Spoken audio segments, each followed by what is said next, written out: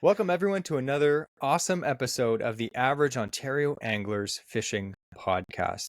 Today, we have a very cool episode, and I know we say that every single episode, and I know we say that about that every single episode, but this one's pretty cool because it's going to affect every single person that's listening.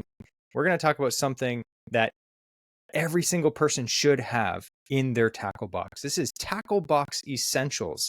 We're not talking about fishing lures. We're talking about little things that'll make your life so much easier and safer. So before we get into that, we have, as tradition states, we have an interesting fishing fact. No, we don't. It's a special day. We have a TNT, which stands for what, Andrew? Techniques and tips or something. Yeah, something like that. We're not sure. We made the acronym and then decided to make it mean whatever we wanted, much like iCast. We made the acronym first. Exactly. Just because I like using explosion noises like this, right? Was that violent diarrhea? What? We need a better sound sampling platform, Jesse. Yes. So my little technique is actually, it's not new, but it has fallen out of fashion. And I don't mean fashion like, the gala, where the less clothes you wear, the more impressed people are. No, this is something that should be used a lot more, I think. Especially for the average angler. This is not something you're going to have done on a pro circuit at all.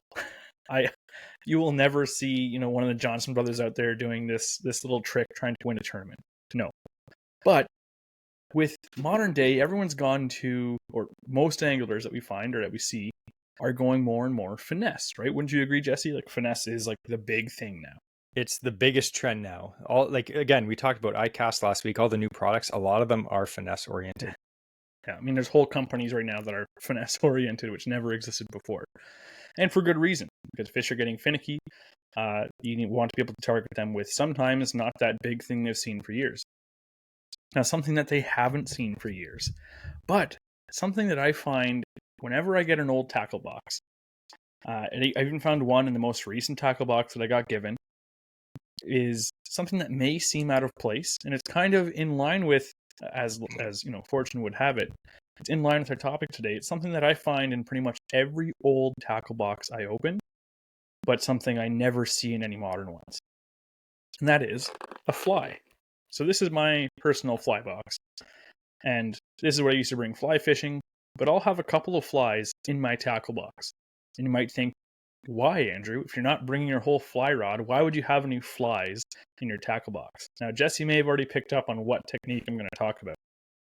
Do you have any thoughts on what it might be? Is it going to be attaching a fly behind a spoon? That is part of it. So attaching a fly behind a spoon is a great way to fish a fly a bit deeper. There's other ways you can even, it's called, what I want to talk about is trolling flies. So again, trolling spoons, trolling a spinner even, and putting a line tied off to the treble even, to that bait, and have a line that comes back further, and it's tying a fly behind it. So that will run a little bit deeper, and then you have a nice little woolly bugger or a small streamer or a stone nymph or something just right behind.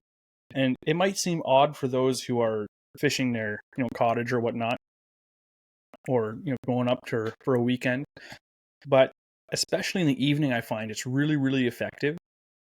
And it's one of those things where it can seem odd to have like two different baits on your line. It's like, it's like drop shotting, but with a lure instead. Like, okay, that can be done, but it's very similar to what steelhead guys do. They'll often have their bead, and then a couple feet up their line or a foot up their line, they have a fly. So they have two separate presentations happening in order to entice. Perhaps the fish didn't want that big bait coming by, but there's that little bit of morsel, I'll have that instead. So trolling flies can be really effective.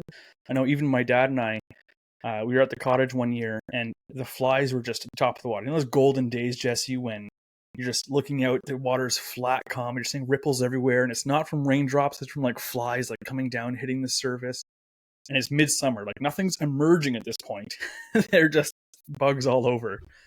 And some of those evenings, you'll just look out and see smallmouth bass just jumping like 4 feet out of the water left and right, because that's all they're feeding on. It's just a fly bite. And even at the cottage, we've had that with pike. So what my dad and I did we had some flies in our tackle box. Again, at that point, I didn't even own a fly fishing rod. But again, my dad being kind of old school, we had flies. So we tied a couple of those on. We actually just did 2 tandem flies. We put a spring bobber in front of it so that they would, I find that like the thill balsa wood bobbers, not the round ones, when you're paddling along or moving at a constant pace, they dive just a little bit, but stay buoyant. So it was a good way to get the flies subsurface, but still nice and high. So you didn't get this long like streak of water behind it. So that was the technique we were using, and we were just trolling tandem flies.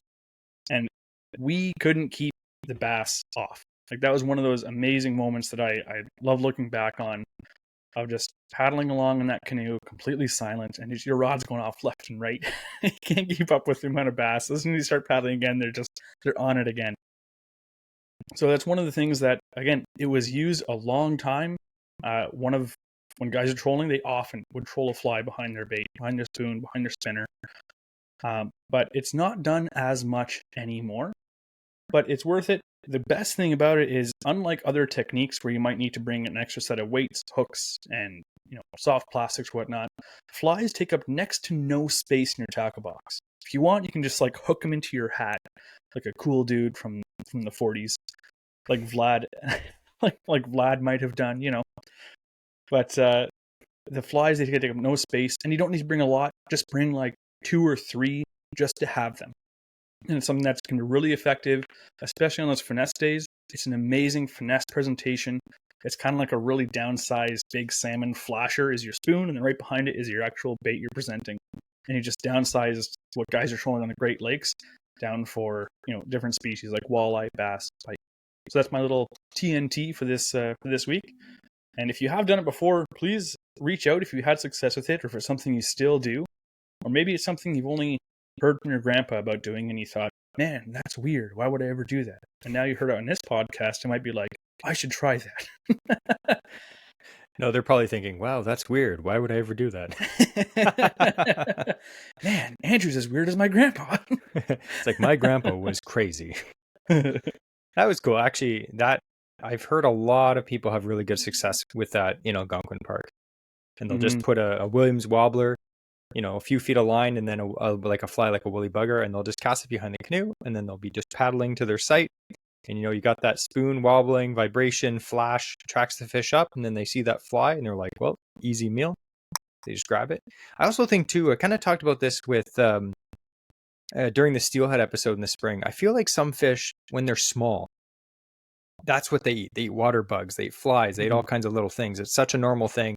And in the lakes, it's so competitive for food that when they're young, they see something, they just eat it. They eat it, they eat it, eat it. They don't think twice. That doesn't change once they get older. Like they still have that reflex and be like, oh, there's a bug, I got to grab it. Even if they're a big fish, you catch giant fish on tiny baits and not just, tiny jigs and stuff. I'm talking little tiny flies will catch giant fish. So that's a cool technique. And like you said, I haven't seen anyone do that around here anyway. Yeah. But maybe in your area, that's a normal thing. But around here, haven't seen a lot of people do it. So maybe it could be the hottest tip of 2024. So thanks for that, Andrew. So this episode is, like I mentioned, it's called, well, I'm going to rename it, of course, something more funny than this, but Tackle Box Essentials. Now, everyone has at least one tackle box, I assume. And back in the day, before the tackle tray system used to be, the norm, everyone had those tackle trays where you unclip the front, open it up, and you'd have the trays that swing up, and then you have some storage underneath. Now, like Andrew, he gets a lot of old tackle boxes from people, and you always find weird stuff in the bottom of the tackle box or in any of those little pockets on the top. Now, some of this stuff, me and Andrew were kind of talking about this before, some of that stuff, you see it in a lot of tackle boxes, and usually it just looks like it's crap that you'll never use. And it usually is. It's just like, oh, it was a gimmick or something like that. Like everyone has it in their tackle box, but no one ever used it. But we're going to talk about a few things that have made our life easier and maybe a little safer. So I thought we could go through one at a time, and we're going to talk about our experience of using them and try to convince you guys to get this stuff into your tackle box as well. Because most of the stuff we're going to talk about, it's not expensive. It's very inexpensive. Some of the stuff here you can buy at the dollar store, but it's really good to have in your tackle box throughout the whole year, even during ice fishing season as well. So the first thing that I think a lot of people forget to have, especially if you're just getting into the sport, is super glue.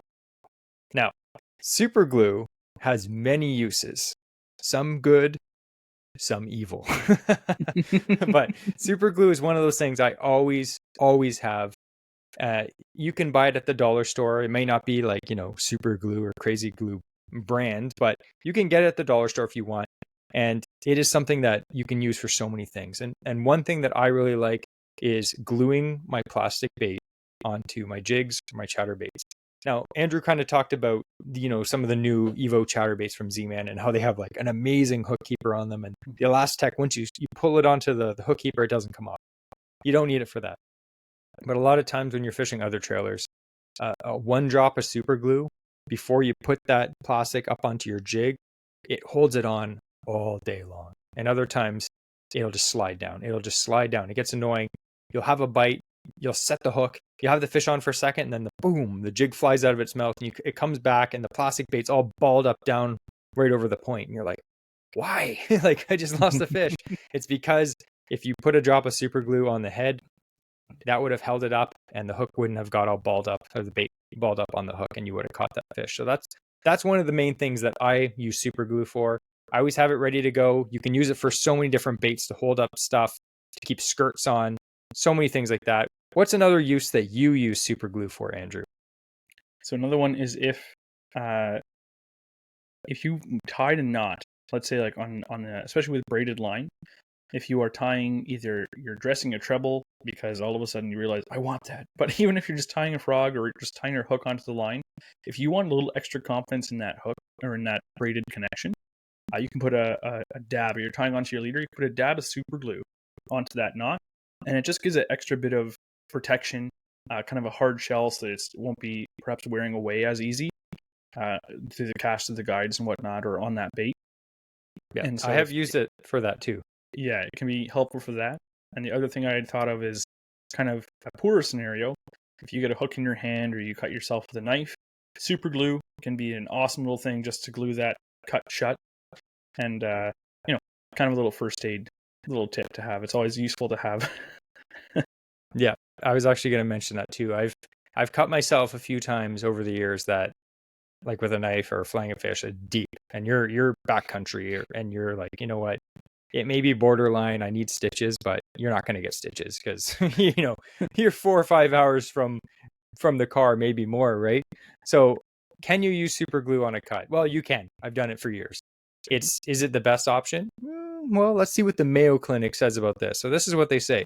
Super glue can be a viable option if used under the right circumstances. And the right circumstances, they say, are small and clean cut, not too deep, and not infectious. So if you have an open wound that's infected, putting some super glue on that ain't going to help nothing. So don't do that. But if you cut yourself, Steal in say, that sepsis. yeah, if you cut yourself with, say, like the flay knife, and you're far away from any, actual medical help, you have to clean it out. We're going to talk a little bit about a first aid kit in a bit, but clean out the wound. If it's not too deep, you hold it together, you put a bunch of super glue and then pinch it together, and it actually like seals it. And then I put a little bit on top. It kind of makes like a hard crust on top of super glue, but it actually seals it.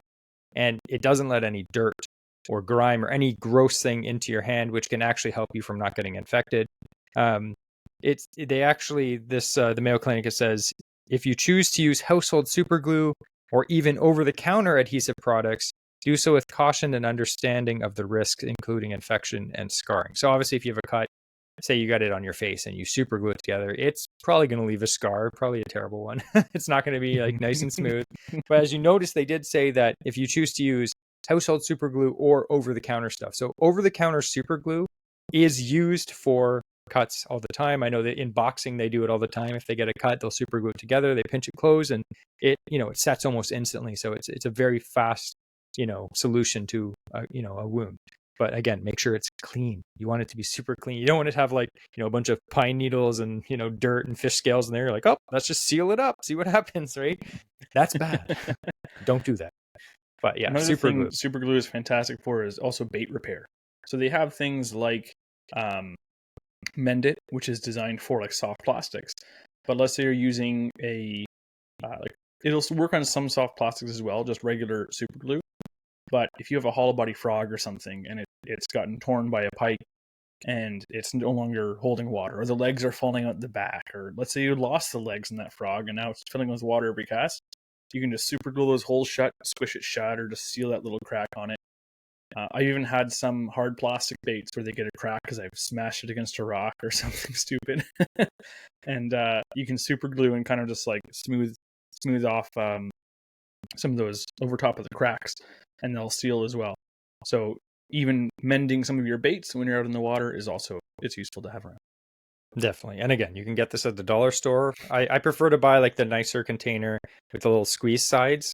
I just find it's easier to do that as compared to having those little tiny roll up ones. You're like, oh, they're like single use. You can't reuse them because they just basically dry up and you can't get the knob off the top. Like, God dang it. Anyway, budget for this project, $2. Next thing that we would highly recommend you have, this one is a bit more expensive. It can be expensive. It doesn't have to be though, is hook cutters. Mhm. Now, Andrew has a bougie pair and I have a more budget pair. So why don't you talk about that? So hook cutters, and we don't mean side cutters. Side No. cutters are used for like snipping wires. Hook cutters are miniature bolt cutters essentially. So they have the articulated like hinges. So they will cut heavy gauge hooks. A lot of musky anglers use it because they want to preserve the life of that fish. So if it's hooked deeply, they can just cut the hooks instead of trying to unhook it. They'll just put new hooks in the bait later. And then those little what is left in the fish's mouth can come out, but they're also really useful. Let's say you get snagged in your leg or in your hand, or let's say you go to lip a fish and the extra treble gets snagged into your wrist. If you have those handy, you can quickly cut the hook off that's right in your wrist, so that it's no longer going to be pulling and scratching against your skin. So for a safety side of it, it is also very useful for your own safety, let alone the fish's. But I have a Knipex, or an Epex, some people call them. That is kind of like the best ones you can get on the market. They work really, really well. It cuts through musky hooks like butter. Like, it is surprisingly easy to cut through a musky hook with those things. Yeah, like they're designed to cut through nails, right? Yeah. Yeah. But I was fortunate. What I did was I went around and I found it at a hawk shop and was able to get it a brand new package in package for $30. And normally they're like $90 pairs. So I was fortunate. I found a really good deal on an old pair. But even if you find an old set at a garage sale or something like that, pick it up, give it some TLC with some nice lubrication, some oil, and you can get those things working well again. They're pretty much bulletproof unless they've literally been sitting in a lake for years. So Yeah. even if you get a used pair, having them there is fantastic. Yeah, and if you can't go around to garage sales, because who has time for that, you can go to, Canadian Tire, Princess Auto. Princess Auto they sell like the, just the knockoff version of the more expensive ones. If you don't have $90 to buy a pair, you can get a pair for like $30-40. Are they as good? No. Will they work? Absolutely.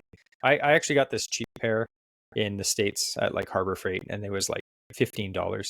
And I ended up cutting maybe a few hooks on it. It's pretty good, but you can tell it's actually the cutter's already chipped and everything like that. So the ones that I got that were Princess Auto, they're about $40. They've held up a lot better. So don't go super budget because they'll fail on you. But if you spend around $40 at Princess Auto or something like that, you can get a decent pair. You don't have to get the $80 pair. It just is, it'll probably last a lot longer. But like Andrew said, another thing that I'll do sometimes, it happened to me twice over the years, when you go musky fishing, you have your hook cutters and you're like, I'm going to, if the fish takes it deep, I'm just going to cut the hooks out. But oftentimes where I end up cutting out the hooks is in the net.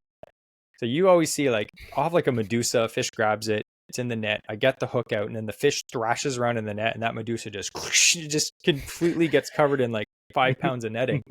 And, you take a picture of the fish or release it and you look at the net and you're like, okay, there's a bait gnarled up in the net. And, maybe it's like prime time and you're like, I don't want to scoop a fish in the net with a hook, like a bunch of hooks in it. So you're trying to get the stupid lure out of the netting and it's taking forever. And you're like, you know what? I don't care. Hooks are like $2 each. Just cut the hooks off. I did that this earlier in the summer. I was fishing with our buddy Paul and I caught a fish and the spinner bait that I hooked the fish on, the trailer hook, jammed into the mesh of the net and I couldn't get it out. I was like, oh man. So I just cut it. I got it out eventually, but I just cut it to get the bait out of the net. So it is handy. Hopefully you don't hook yourself and have to use it, but it is good to have. You don't want to have just a hook stuck in your leg and you're like, I can't get this out. All I have is a pair of crappy needle nose pliers. You're trying to cut the hook and it's not working. These things, it's like Andrew said, it's like butter. It's just it's amazing. First time you use it, you're like, what? And even so the pros, nice. Cooper Gallant was just fishing a tournament recently, and he was fishing a spook and it got right into his leg with the fish still on it. Yeah. So stuff like that, like it's one of those things that can happen to anyone. We've had some really close calls. Thankfully, neither Jesse or I have ever been hooked while the fish has also been attached to the lure. I've been very fortunate. Had some close calls. Me. Yeah, had some very close calls. Yeah. But we're always careful about fish handling. But again, professionals are using this stuff all the time, and it can happen to them because it's still an untamed wild creature that's thrashing around. So being prepared for it is the off chance you might need to cut those hooks, even if you're not a musky angler, it is much better to have these with you so that you can deal with it if something ever came up. Yeah. So speaking of hooks, I thought we could talk a little bit about hook sharpeners.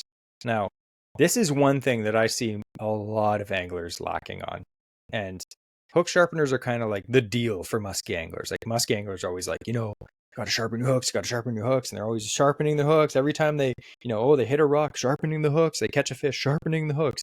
That's because you fish all day, maybe to get one bite, maybe. Mm-hmm. So you want those hooks to be legitimately razor or needle sharp. You want them to be so sharp. With bass fishing, I find, the hooks are thin, they're small, they hook the fish pretty good. Having sharp hooks is obviously important. But when you're fishing for muskie, you need the hooks to be ridiculously sharp.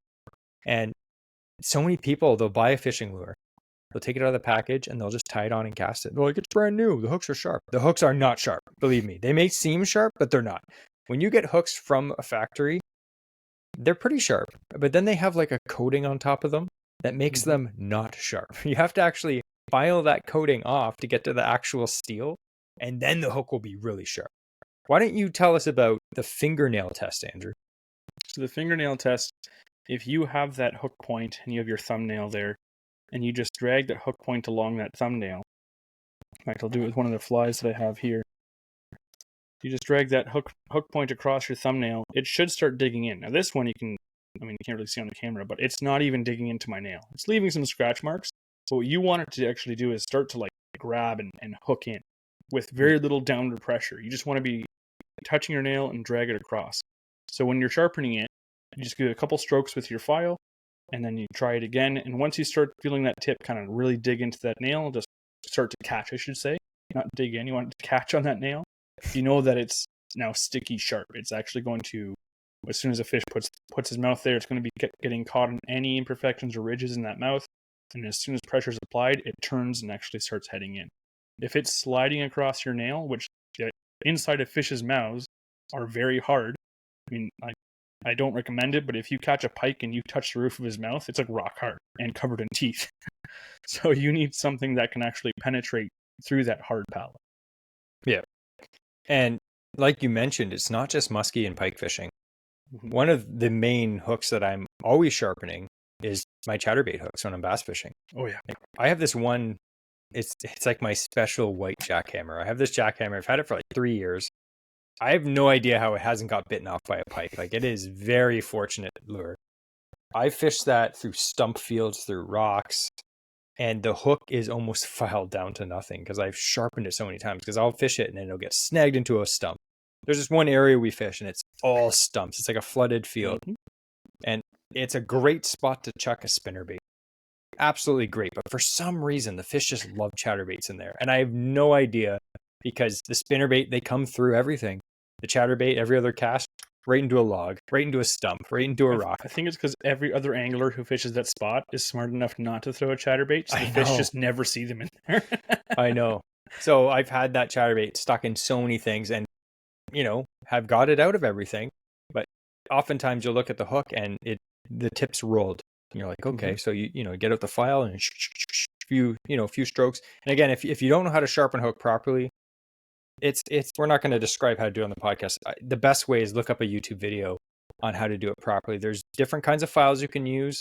There's different techniques to do it. Do the one that seems that you'd be the most comfortable with. And a file, you can get a file for, $15-20 for a good one that'll last. My file I had I've had it for like 5 years now, and we've sharpened hundreds of hooks with it, and it's still fine. But yeah, always check your hooks. Like, you never know when you hit something, and like I said, the tip of your hook will just roll, and that hook now is not sharp at all. You can literally, you ever have a fish that grabs your lure and you set the hook and then it just like shakes and flies out of its mouth? You're like, how didn't that get the hooks? Like, it had 3 hooks in its mouth.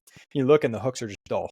In fact, so I was fishing with Jesse a couple of years ago now, and I was fishing one of my OG, like I think it's the second lure I ever bought. It's a little rattling rat, and I love that lure. It's the old silver minnow, silver blue like minnow pattern on it.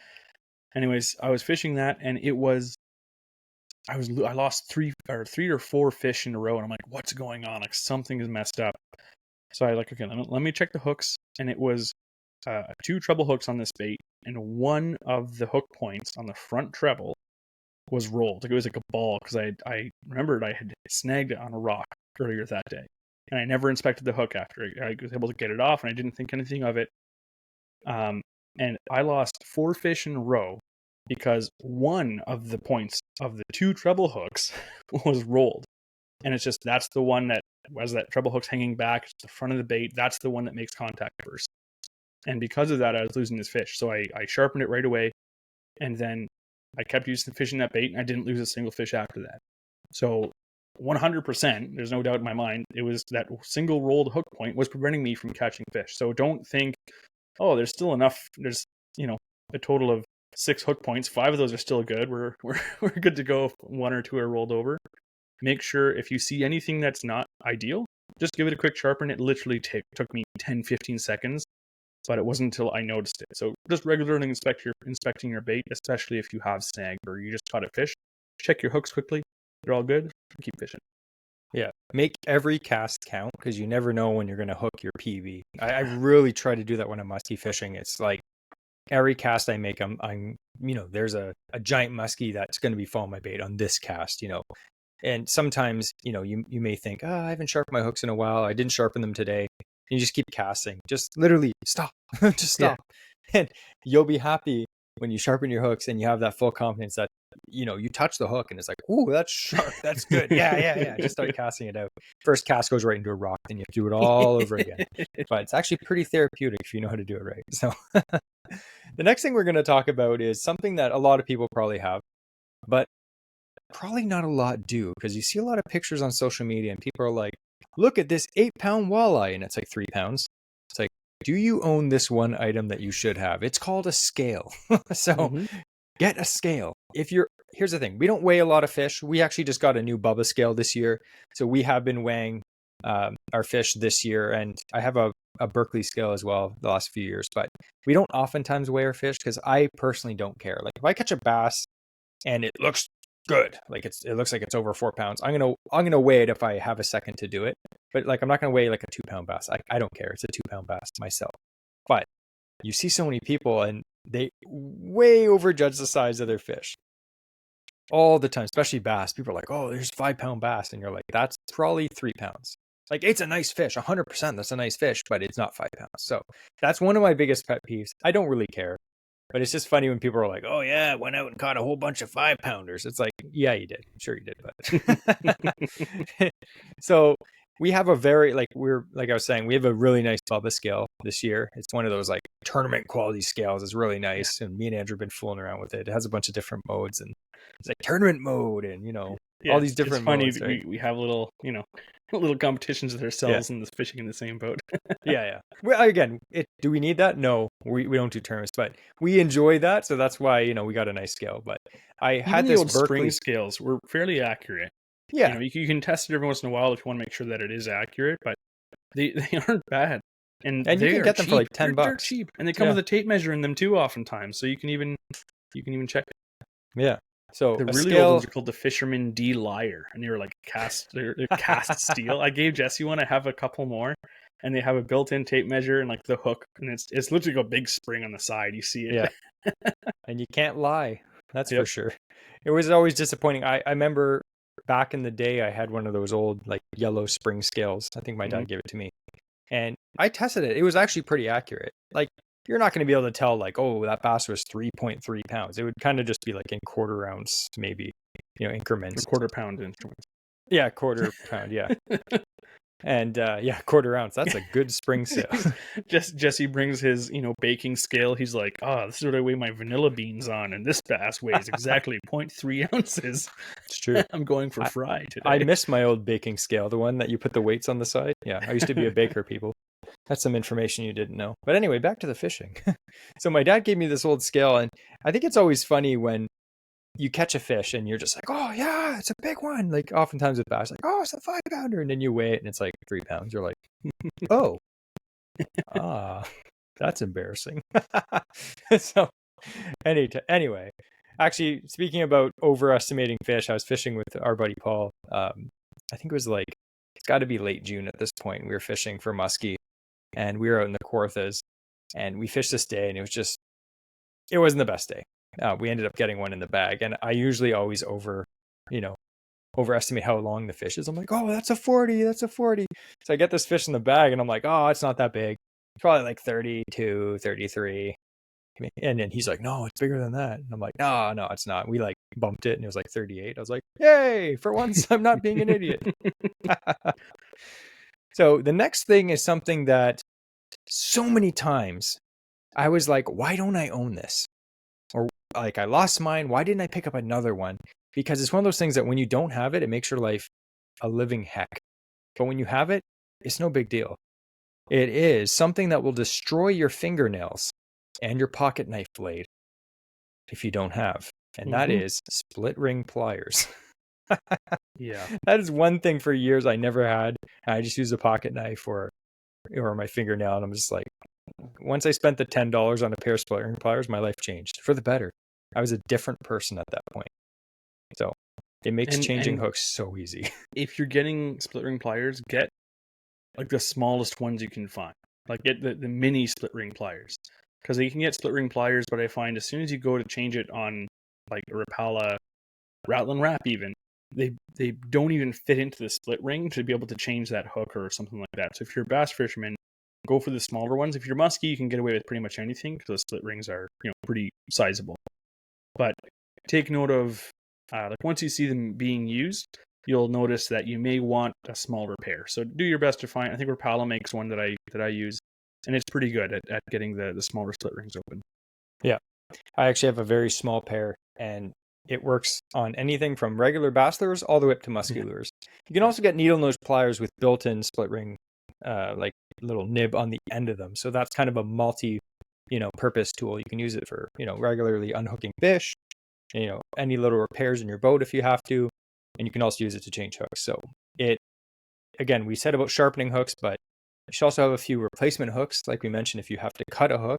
And if you don't have split ring pliers, especially on big musky split rings, it's almost impossible to get it out. And if you use a pocket knife and it slips, you cut yourself, you have to get your super glue out. See what I'm saying, people? You have to have these things. It all comes back to the things you need in this kit. So split ring pliers, again, $10, $15 for a decent pair. I was at sale the other day. They had like multiple different pairs of them. Canadian Tire, Bass Pro, Canadian Sports. Any of your local tackle shops will have these. It is kind of an essential item. But a lot of people don't have them. So listen up, people. If you don't have it, get it. The next thing we're going to talk about is something that me and Andrew use all the time. And it is an absolute game changer. Now, we're not talking about the bad version of this. We're talking about the good version of this. And the good version is not the boga grips, not the metal boga grips. We're talking about the fish lip grippers. I think that's what they're called. I have the Rapala version. I think almost every brand, there's a Berkeley version, there's a Mustad version. But I have the Mustad version and a Rapala version. Yeah. I actually picked up a Mustad version at Dollarama for like $4 a few months ago. It actually works pretty good. But if you don't know what these are, I like the Mustad version because it floats too, which is cool. But it's basically, back in the day, they came out with the fish grippers, and it was like, a handle with two metal claws that basically you grip onto the fish's lip. I have a set. That's what I bought when it came out because I was like, this is great. Yeah. And you know what? Say you're fishing for pike, you're fishing for muskie, even bass with a treble hook in its mouth, and you don't want to get hooked, you just lip it with this, and then you kind of like can open its mouth and work on the fish. The problem with these is they actually do a lot of damage to fish, like a lot. Yeah. We've caught many fish with damage. 90% of the fish that I put those lip grippers on, like old like pike and stuff like that, at some point these little snot rockers start thrashing the boat, and it tears right through that thin layer of skin right behind their jaw. And I stopped using them before I had another option, because I'm like, I just got to deal with these fish, because I feel terrible trying to release these things with giant holes in their faces now. Yeah. Absolutely terrible. And like, I know they're still kind of popular for saltwater stuff, but I have found that most freshwater fishermen don't really use those anymore. They're not as popular. They do a lot of damage to fish. If you're catching fish to eat them, go for it. But if you're doing catch and release, I would not recommend them. Oftentimes they had scales built in and everything. Sounds great. Bad. So the new thing that came out, we just call them the lip grippers, right? Yep. And they're plastic. They open and then they clamp around the lip, and it's not super tight. The test that I always give people when they tell me, they're like, oh, does it hurt the fish? I just hook it right here in between my thumb and my index finger. It basically just pinches on my skin. It doesn't hurt. It's just tight enough that it can't pop off your skin. It could if you pulled it hard enough. And it doesn't hurt. It has a very large flat surface on both sides, so it won't cut through the fish's mouth. And once you press down on it, it kind of locks in, so it's not going to be able to open. So they're not that expensive. I think you could probably, again, like I said, you can get them at Dollarama sometimes for about $5. The Rapala version that I had, I think they're about $20. It's a little bit better quality in my opinion. But what we use them for is kind of everything. Like, we even use them when we're musky fishing. Like, if we have to kind of prop that fish's mouth open, we'll stick those grippers in its mouth, kind of hold its mouth open. That's great. What I do, and it me and gets Andrew your hand started out of doing the this. gills. If you're concerned about getting your hand, like if you're unsure of how to handle it properly, get your fingers just under the gill plate, and you're concerned about damaging the gills, it's fantastic, because you just get it on that bottom jaw. You can just hold it, not pry it, but you hold your jaw open with it. So they're really used for that. We'll often use it with them still in the net, in the water, and then we use that as well. So it's like all these things can help control the fish and keep it safe. They're fantastic. Yeah. And we use them for bass, walleye, pike, everything. One cool thing that I use it for is when you're taking photos. So say you catch yourself a nice bass, 4-pound bass, you want to take a picture of it, and say you're in a kayak or a canoe or a boat that's a little higher and you can't really keep it in the water, and you have to get your camera ready and your tripod. What we have is the fish grippers, and they have a little loop on the end, and then we have a long bungee with carabiners on the end, maybe 3-4 feet long. That one end is hooked onto the boat. The other end, you hook onto the fish, you throw it in the water. Let the fish recuperate in the water, let it swim around a bit, and then you get your camera ready, you get your tripod ready, you get set up for the photo, you grab the fish, you take the pliers off, take a photo, put the fish back in the water, the fish is out of the water for 5 seconds. Instead of 30 seconds as you get everything ready, or you're trying to keep it in the net and, try to balance everything. It just makes it so much more stress-free. We've done that with muskie too. I don't like doing it with muskie unless they're in the net, because I feel like the muskie will just take off and just break the, 150-pound cable that I have on there, because for some reason they're giant muscular fish. But I won't risk it with muskie, but with bass I will. But it's a fantastic thing. Recuperating fish is a good point too, because even when I went on that fishing charter, we had a couple trout where it took a bit longer to unhook than ideal, but we were going to release them. So the charter captain, he again has those grips, clips on the bottom jaw of the salmon, again has it on a long lead, and just puts it over to the side of the boat. And we just kept trolling. We never stopped trolling the whole time. So now this thing is sitting beside the boat, it's getting all that oxygen rushing past, all that water rushing past. And then after a few minutes, like, we didn't have to be hanging over trying to do it in the cold water and whatnot. We just let the boat go, and it's just hanging on the side. And then after a bit, it was ready to go. So we'd bring it back up, unhook it, and release it. And a good release. So even for that, when they lock onto the jaw, they don't release. I don't think I've ever had one open up on me without me actually opening it. Yeah, I haven't myself. It's one worry that I've had. Yeah. One trick that you can do is oftentimes the lip gripper will come with like a large piece of elastic bungee. And if you tie a loop in it, like tie an overhand knot through that, it'll actually clamp over the other handle. I've done that. So if you do that and it's tight enough, there's no way that the handle will be open, because there's basically a big elastic band around it. that's attached to the main lanyard. So that's one thing you can do. Again, like Andrew said, we've never had one open up. I'm not saying it won't happen, especially don't have your like 7-pound PB walleye hanging off the side of the boat and your Dollarama fish grips and then blame us because it opened on the side of the boat. Not our fault. Don't care. Be cool. Anyway, so that's another thing. Again, $5 if you can find them at Dollarama, or $20. It's well worth it, and they last forever. Like Andrew's had his for what? Years. Yeah, I think I've had mine for it's so chewed up from pike teeth. Yeah, like 8-9 years at rough. least. Yeah, and they come in different sizes. So I'd recommend if you're fishing for slightly bigger fish. I have the bigger Rapala ones. They're about I'd say like 9-10 inches big, but they also have smaller ones that are like 5-6 inches. So pick the appropriate size one. They're great. And if you're a bit of a wussy and you don't like touching fish, it's great. You don't have to touch fish. When I fish with people or inexperienced anglers and they don't know how to handle the fish or don't want to handle the fish, they just hold those and it holds the lip and they just hold it up. It's a lot easier to position a fish that way than having it spinning on the end of the line with like hooks hanging by your face. So that one is, again, safer for if you are inexperienced taking photos with it, you can still use it. Yeah. You're just like to a rookie. I know this catfish has 3 lethal spines on it, but I'm going to show you really quickly how to hold it. Now, careful, they're a bit slimy. And if you get stabbed, you're definitely going to need some super glue. Or you could just say, hold this fish gripper. Yeah. So speaking of getting stabbed by a catfish, which believe me, happens all the time. Actually, our buddy Zach, who Andrew actually knows too, he actually moved out to Trenton. And he's fishing somewhere down there, and he sent me a video, and all he did was send me the message on WhatsApp, and it said, "Have you ever been stabbed by a catfish?"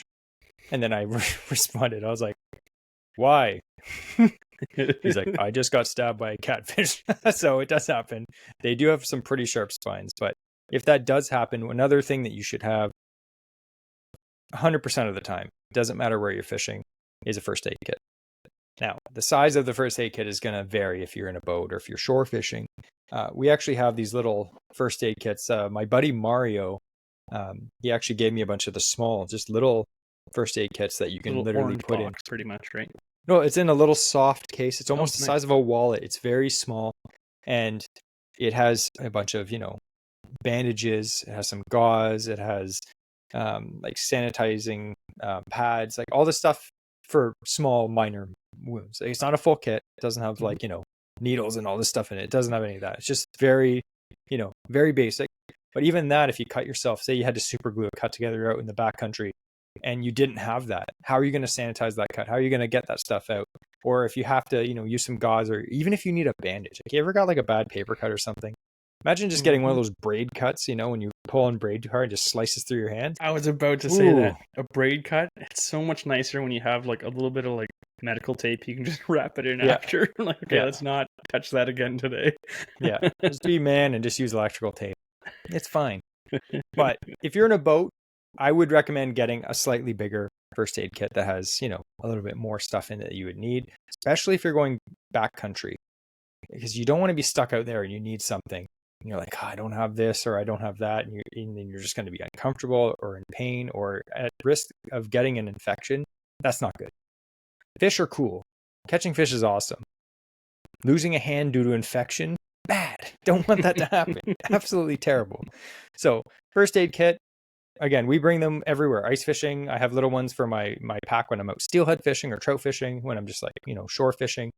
As well, I have one in my car. But when I go camping, we bring a bigger one with us as well. So that is something that it's more of like a safety thing. It's not one of those cool items that'll help you catch more fish. No. But hey, you can always catch more fish without infection, right? So if it helps you stay in the water longer because you could treat yourself on site, it does help you catch more fish. And have you ever literally just had a terrible headache? Like I get headaches all the time. Oftentimes it's caused by, the weather. You're like, oh man.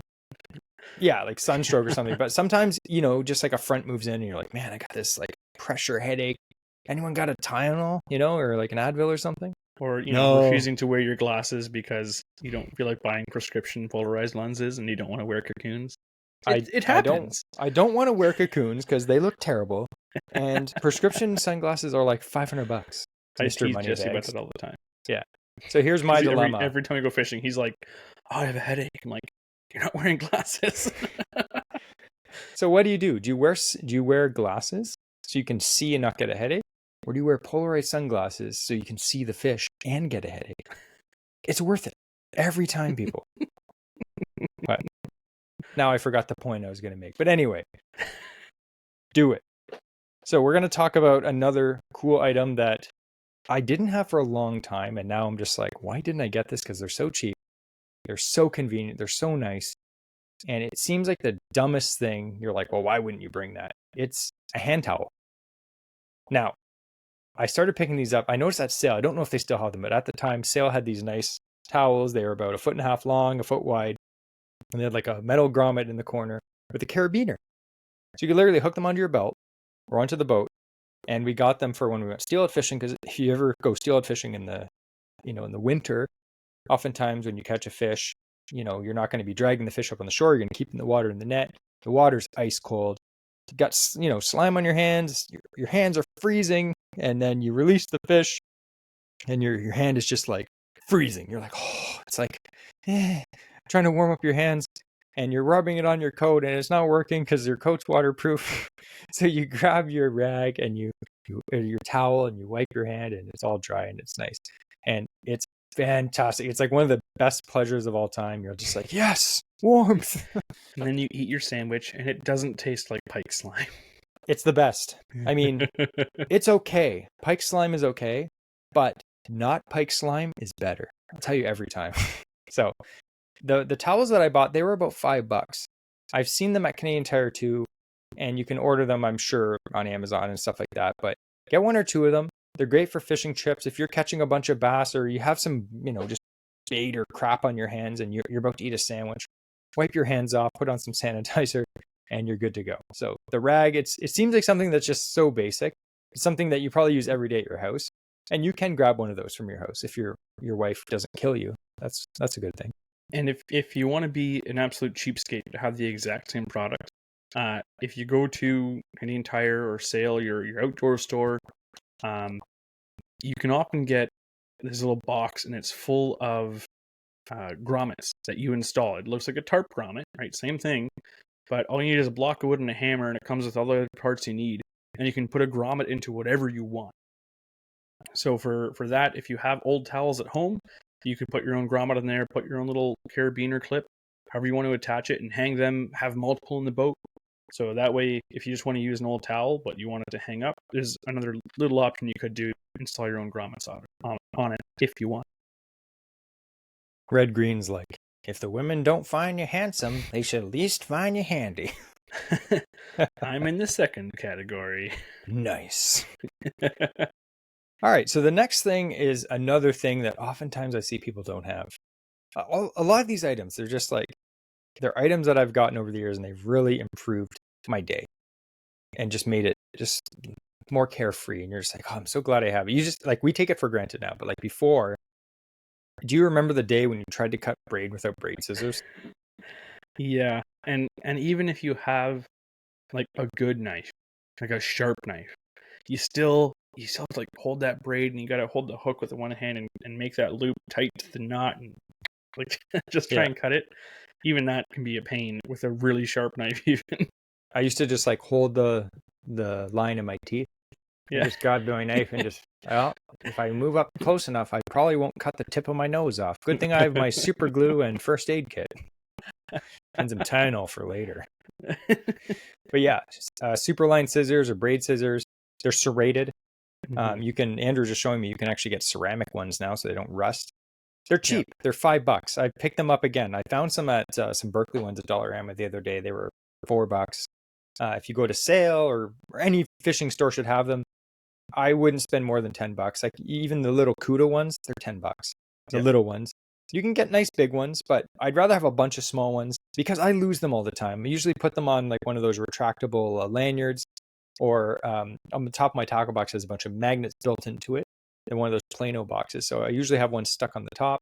I have one in my, I have one of those ammo boxes that's full of random tools in my boat. So I always have a pair in there. So I end up losing them, or like you're on your leg and you're in the canoe and you turn sideways and bloop, drops to the bottom of the lake, just another sacrifice to the lake gods, right? Another pair of scissors, but they make it so good. They cut through braid, like 80-pound braid for muskie. Easy. There's no fraying, nothing like that. Cuts so good. If you ever tried to cut braid with regular scissors, like scissors you use in your house, and you're just like trying to cut it and you're like, why isn't it working? And it just starts fraying. You're like, these scissors are garbage. And then you grab a pair of braid scissors and it's just like one small effortless snip and it's like perfectly good cut. You're like, what? On limp braid. Like you don't have to have it tight. Just like limp braid hanging off the knot. Boop, just cut that off. It's always good to have a pair of scissors too. Say you have to trim your frog legs. You got a new frog. You're like, I'm going to trim these frog legs. I'm getting short strikes. Just take out your scissors, cut the legs. You're good to go. So now I love, like, I like having pocket knives. I have a small collection of them. Even the last tackle box I got, they had a Bowie knife in there. Like, knives are handy to have. Don't get me wrong. You'll always have a fillet knife with us. Usually, if you're planning on keeping the fish, you definitely will. But you don't want to start using your fillet knife to start cutting your line or, cutting things against the gunnel of your boat or on top of a tackle box, trimming whatever. Scissors are literally the probably second most used tool, either the first or second most used tool on any given fishing day that I use. And braid scissors, they're fantastic. They're more useful to me. If I had to bring two things with me, it could be braid scissors. And the next thing we're going to talk about, I'm sure. If I think I know Jesse's list. Skittles? Oh no, only the sour ones. But so forceps. We talked a bit about needle nose pliers, which are great. But hemostats or forceps are like surgical, ultra thin finesse pliers, and they lock together too. Originally, they're for like closing off like arteries and veins, because you'd be able to crimp down on it and lock it down and then let go of it. And that in the surgery, not just for fun, but in surgery, it would be good. But the cool thing is with fishing is like, how many times does a fish take a hook? You have a small hook even, or a regular size hook, and it just takes it super deep and you can't really get pliers in there. And you're like, what am I going to do? Or if you're fishing with your kids and you're going for sunfish and you're realizing you have to keep more and more sunfish because it keeps swallowing the worm hook. Yeah. It's like, it's a little too deep. And they have these tiny little mouths. I said, set the hook. That actually just happened to me. I took my nephew out fishing a few weeks ago, and we were fishing in one of the Kawartha lakes. I was chucking baits for muskie. He was fishing for sunfish, and it was a slow day. The weather was kind of weird. It was just slow. Even the sunfish bite was kind of slow. Normally we catch, dozens of them, right? And I think we were only like 4 or 5, right? It was just slow. And he was kind of losing interest. He's only 11 or 12.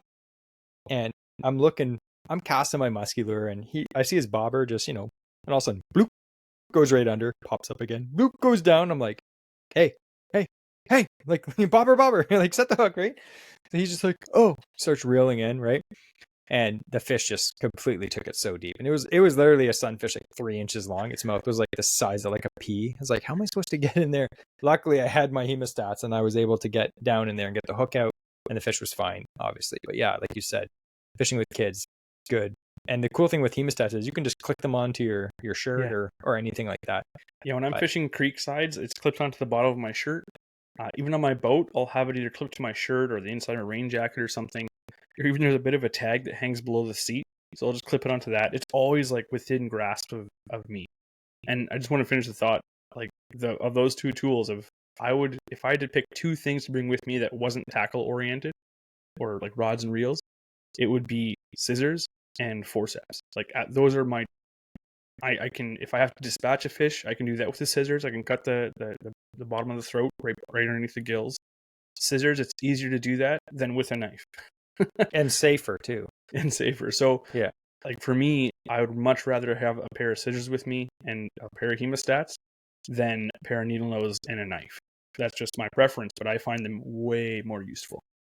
Definitely, yeah. And I've heard a lot of guys for musky fishing say they had to use their hook cutters and they cut the hooks off, and maybe just a little part of the hook is in the fish's mouth. And it might just be barely sticking out, and you have to like kind of reach in and grab it. Those big pliers may not be able to grab it. So those hemostats or forceps, they lock in. So you can reach down, grab onto the hook, lock it down, and then get it out. So you're not just like trying to, grasp at it and, prolong the release of the fish. So they're super handy, not expensive either. You can pick up a pair for $10. And it's one of those items too, I lose all the time. So I just I seem to always, when I'm in the Ganyan sports, I'm like, oh, $10, just buy another one. I probably bought like 3 or 4 of them in the last 2 years because I just lose them. I have noticed too, there is some different versions you can get. There's a bunch of different companies that make them. What I find is just take a look at them first, see how flimsy they are. If you open it up and the handles are like really wobbly, oftentimes the tip of them, if you're trying to twist a hook out, the jaws will just kind of split because they're so narrow and small. They're for a very delicate purpose. So you can get some. I know Rapala makes a kit, comes with little line snips and a pair of forceps, and a nice little like belt clip. And those, like, they're nice and solid. They're a little bit wider. Again, they're not like pliers, but they're maybe like 1/8 of an inch wide instead of like a 1/16 of an inch wide. And they just have a bit more strength, so you can actually get on and actually pry a hook if you have to. So again, I do like the forceps or the hemostats, whatever you want to call them. But I have had some in the past that were a little too delicate for what I needed to use them for. So just make sure they do have, you can find some and they have that bit more stiffness, and then you can easily use them for getting those hooks out. Yeah, it's true. Like there are some that are more heavy duty. There's actually some that have little scissors right above, Yeah. where they split, so you can cut line 2 with them. So that's great. Again, there's a lot of different kinds you can see, and usually the ones that are fishing, like a good brand, if you're going to get like Berkeley or Rapala, they're going to be good. But I have picked up a pair, or someone gave me a pair, or I found them down at the creek, and they were flimsy, yeah. And I was trying to get a hook out, and the thing would just kept splitting. I was like, this is a piece of junk. No wonder someone dropped it on the floor, and they didn't care. So I thought I would just right now talk about our giveaway today. This is actually a special giveaway. It's not really a special giveaway for a while. This is awesome. Yeah, actually, this giveaway is pretty cool because we're actually going to give away a few things that we talked about today. It's kind of a little AOA kit that we put together for you guys. So it's going to actually have a bunch of these things. No, we're not buying you $80 Knipex bolt cutters. No, but it actually does include a bunch of stuff. Has some super glue, split ring pliers, fish grippers, and braid scissors. So one lucky Patreon member, again, you have to be a supporting Patreon member to be entered into this giveaway.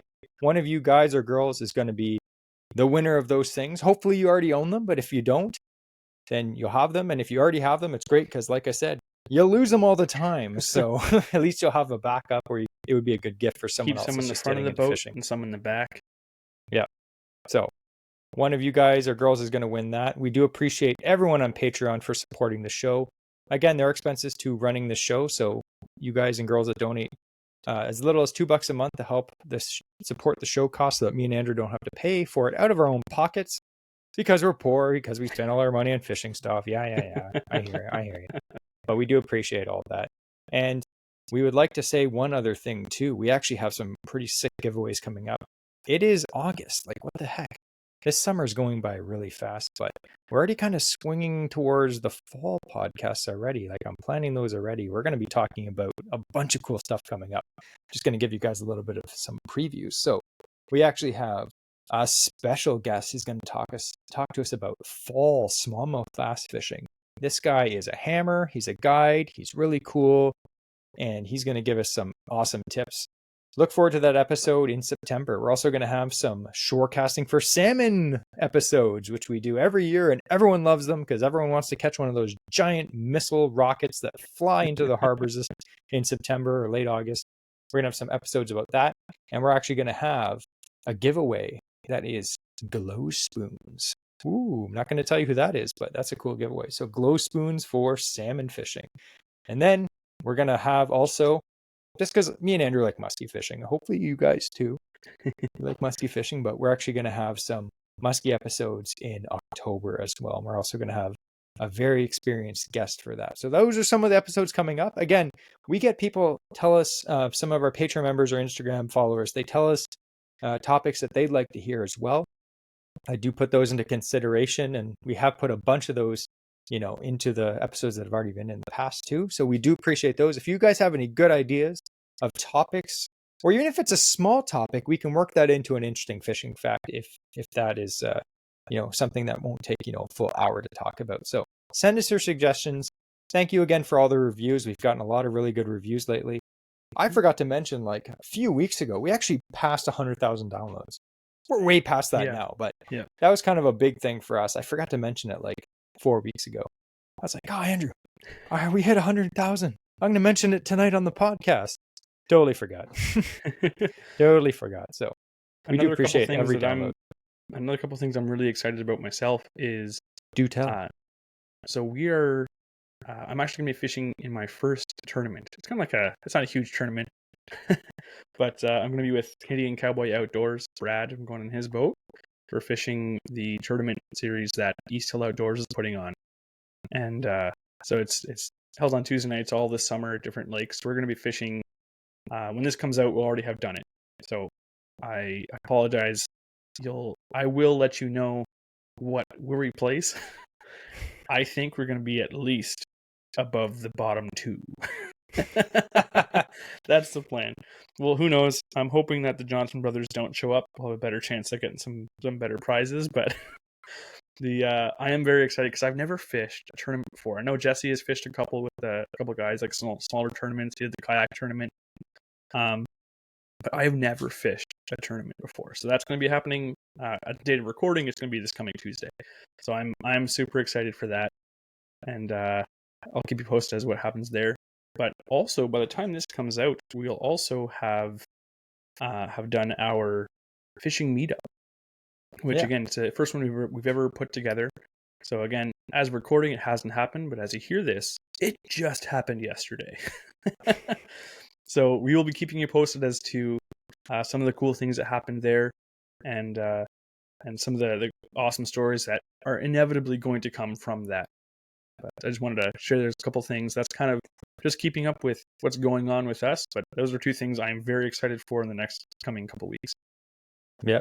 It's busy summer. I don't know about you guys, but every single weekend got something planned. Super busy. We're pretty much booked fishing wise until October, which is crazy. Jesse and I haven't fished together in like 3 weeks.